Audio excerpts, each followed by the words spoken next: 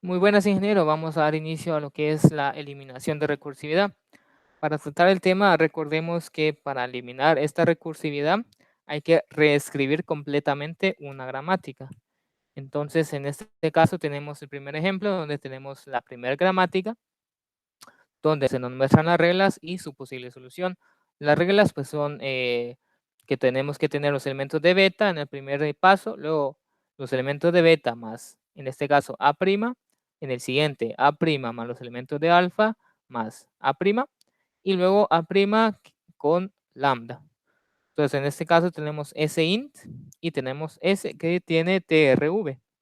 En este caso, hay que reescribir completamente estas dos fracciones de la gramática y si iniciamos con los elementos de beta, que en este caso son T, R y V.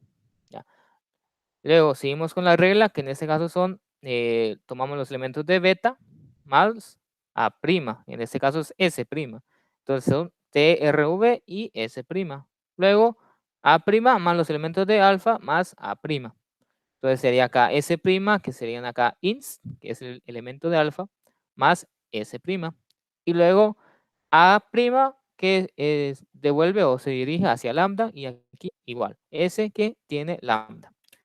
Luego seguimos con el primer ejercicio del parcial, el número 1, que tenemos acá la gramática, reglas y la solución.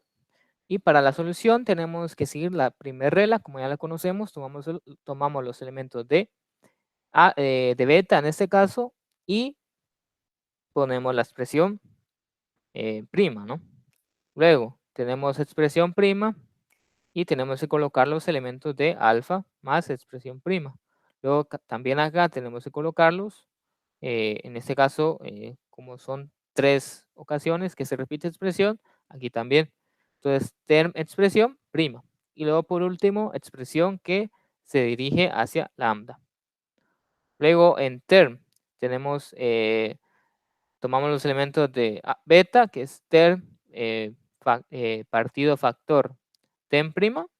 Luego tomamos los elementos de beta más term prima.